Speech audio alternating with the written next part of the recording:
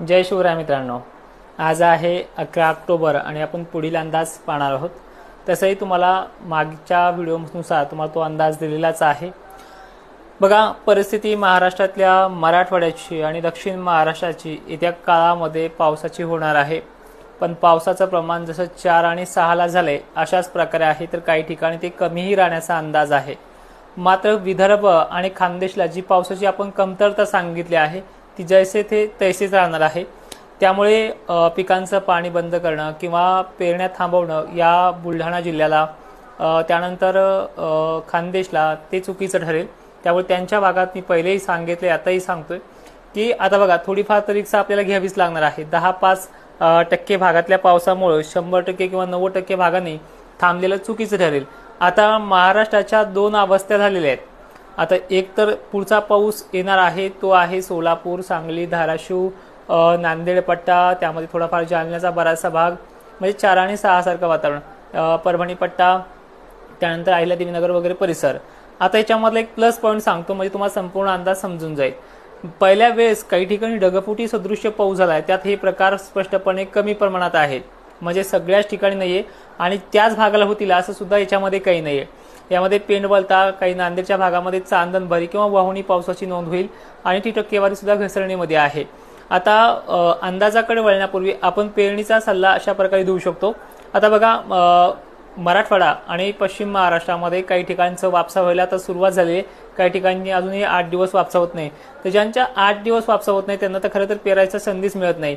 पण काही जणांचं शेत असं झालंय, पहिलं ओलं होतं, त्यात पाळी वगैरे घालून ते आता कोरडं पण व्हायला लागले, हायती बी ओल उठून चालली आहे। तर अशा शेतकऱ्यांनी ज्वारी पेरणीची रिस्क घेऊ शकता। आणि थंडी सध्या चांगलीच नाहीये, जी थंडी सकाळ आणि संध्याकाळी आपण सांगितले, त्यामुळे ही थंडीचं वातावरण आता पुन्हा एकदा 15-16च्या आभाळामुळे गरमीचं होणार आहे। त्यामुळे हरभऱ्यासाठी पोषक परिस्थिती मराठवाड्याची एरवी नाहीये आणि पश्चिम महाराष्ट्र, मराठवाड्याची तसेच विदर्भाची व्यवस्थित नाहीये। त्यामुळे हरभरा पेरणीसाठी पोषक वातावरण नाहीये, त्यामुळे त्या वातावरणामुळे सुद्धा आपण थांबलेलं बरे आणि हा एक झटका जाऊन द्यावा मला असं सुद्धा वाटतं आहे। त्यामुळे मराठवाड्याकरांनी आणि पूर्व विदर्भ, पूर्व मराठवाडा, दक्षिण मराठवाडा आणि दक्षिण महाराष्ट्राच्या शेतकऱ्यांना सध्या एवढा 16 तारखेचा आणि 17 तारखेचा वातावरणाचा जो काही प्रभाव आहे त्याने तर खरं तर फायदा काहीच नाही होणार। म्हणजे त्याचा जोर जो आहे, त्याचा मुसळधार जो पण आहे तो पूर्णपणे दक्षिण एरियामध्ये कोल्हापूर, सांगली, धाराशिव पट्टा, त्यानंतर बीड जिल्ह्यातही काही ठिकाणी, त्यानंतर अहिल्यानगरमध्ये 4-2 ठिकाणी मागच्या वेळेस झाला, तसेच त्या भागामध्ये काही ठिकाणी बदलून तो होईल आणि सरळ सरळ नांदेड वगैरे लातूर आहेच। आता वळूयात मेन म्हणजे सविस्तर अंदाज सांगण्यामध्ये। तर बघा, खानदेश जिल्हा, खानदेशचे जळगाव, धुळे, नंदुरबार, शहादा यांना ह्या पावसाचा कुठल्याच प्रकारचा अलर्ट नाहीये।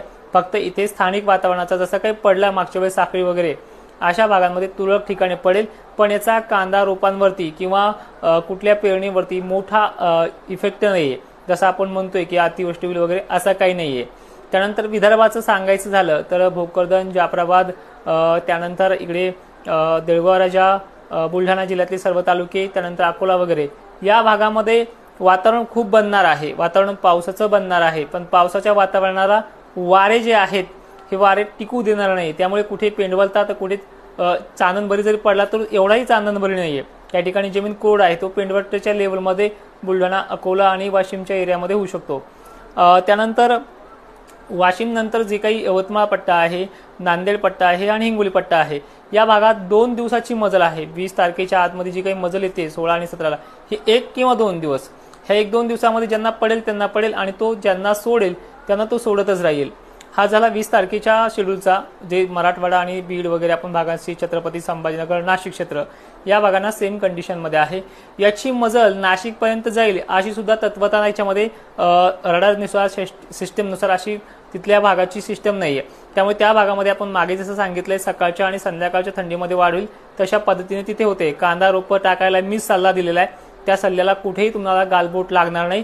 आणि एक विनंती आहे, 90% भागांना तर धोकाच नाही, 10% भागांना झालं तर ती रिक्षा आहेच, पण 10% भाग सुद्धा याच्यामध्ये सुरक्षित राहतील। असं काही याच्यामध्ये एवढा वाहुणी किंवा वाहुणी सगळं खराब होईल वगैरे असं काही नाही।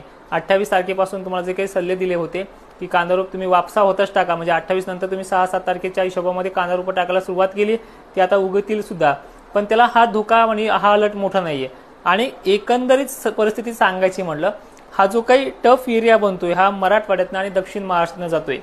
विदर्भातही त्याचे पडसाद उमटतच असतात. पेंडवणी पक्षा, शितोडी, पत्रावून पाणी वगळं किंवा नुसतं ढगाळ राहणं असे विदर्भाच्या सर्व जिल्ह्याच्या आणि खान्देशी जरी त्याच्यामध्ये पार्श्वभूमी जरी असली, पण मराठवाड्यातनं ही टफ लाईन जाते आहे आणि त्याचा कल पूर्णपणे दक्षिण भागाकडनं आहे.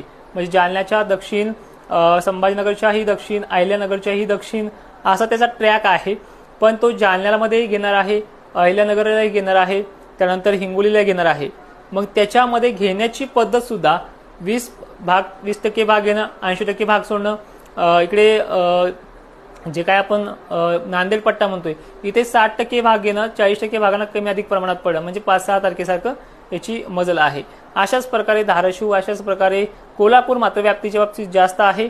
सोलापूर सुद्धा व्याप्तीच्या बाबतीत जास्त आहे आणि थोडाफार कडाष्टी आणि इकडे पुणे परिसर कमी अधिक प्रमाणात आहे. पण ह्या दोन गोष्टीतून एवढं शिकायला मिळते की इथून पुढे जे वातावरण आहे ते धरसोडीचं असतं. तुम्हाला मी मागेही सांगितलंय, आताही परत सांगतोय की त्या दिवशी सांगितलं तो शब्द माझा कायम आहे की परतीचा मान्सून गेलेला आहे. पण परतीच्या मान्सून नंतर जसे पाऊस बनतात दिवाळीच्या पिरियडमध्ये आणि पुढे सुद्धा नोव्हेंबरमध्ये सुद्धा आहे, त्याचाही रिपोर्ट काढेन. तर अशा प्रकारचे हे पाऊस बनत जाईल. तुम्हाला मी मागेही सांगितले, आताही सांगतोय की 22 ऑक्टोबरपासून पुढे चांगली थंडी पडायला सुरुवात होईल. पण 22 ऑक्टोबरच्या वेळेसच वातावरण पुन्हा सायक्लॉनिक सिस्टमचं आणि चक्रीवादळाचं येते. त्याचा सगळ्यात जास्त प्रभाव तमिळनाडू आणि कर्नाटक असल्यामुळे परत 16 तारखेनंतर 4-5 दिवस विश्रांती कमी अधिक प्रमाणामध्ये घेत तो परत 24-25च्या आसपास वातावरण पुन्हा दक्षिण महाराष्ट्राला परेशान करणार आहे. पण आता इथून पुढे त्या आभाळाकडे पाहून, त्या ढगाकडे पाहून जर आपण पेरणी थांबवली तर असं वातावरण प्रत्येक 15 दिवसाला 20 दिवसाला होते. आणि एक सरळ मी शेती करतोय म्हणून तुम्हाला हा गोष्ट सांगायलाच पाहिजे की मित्रांनो, हवामान अंदाज आणि हवामानाच्या सिस्टमवरती जर आपण भरोशावर जर बसलो तर आपली पेरणी होणारच नाहीये. ठीक आहे, कारण की प्रत्येक गावखेड्याला आणि प्रत्येक शेतकऱ्याला फोन लावून सांगणं, प्रत्येक शेतकऱ्याला त्याच्या गावचा अंदाज चेक करून सांगणं, यामध्ये अख्खा दिवस जाईल आणि ही सगळी सिस्टम सांगेपर्यंत तुमच्या पेरण्याही आटोपतील. त्यामुळे मग याच्यामधनं काय बोध घ्यायचा आणि याच्यामधनं आपण काय निर्णय घ्यायचा, तो निर्णय तुम्हाला सांगतोय की विदर्भातल्या सर्व शेतकऱ्यांनी पेरण्या केल्या तरी हरकत नाहीये. याच्यामध्ये हे विदर्भाच्या आणि खान्देशच्या शेतकऱ्यांना सल्ला असेल. मग आता मराठवाड्यातल्या आणि हिंगोली असेल, वाशिम असेल, यवतमाळ असेल, इकडे छत्रपती संभाजीनगर असेल, नाशिक असेल, तुम्हीही ज्वारीच्या पेरण्या केल्या तरी काहीही हरकत नाही. 1-2 एकरमध्ये नुकसान झालं ती वेगळी गोष्ट असेल, पण ह्याची सिस्टम 20%च्याही आतमध्ये येऊ शकते कारण की वाऱ्याचा जोर जास्त आहे. दक्षिण सोलापूर, लातूर वगैरे परिसरांनी थोडं थांबलं तर चालेल 16 तारखेपर्यंत. नंतरच्या अंदाजामध्ये तुम्हाला सगळी माहिती देण्यात येईल. पण एक फक्त सोलापूर, धाराशिव आणि जे काही परिसर दक्षिण महाराष्ट्राकडे येते, कारण की तेलंगणा आणि कर्नाटकमध्ये मान्सून अजूनही आहे. त्यामुळे त्या भागाचे इफेक्ट तुमच्या तालुक्यांना, तुमच्या जिल्ह्यांना पडतात बाउंड्री लगतच्या. त्यामुळे कोल्हापूरसह सोलापूरने 1-2 दिवस अजूनही थांबलं तर चालेल. जय शिवराय, धन्यवाद.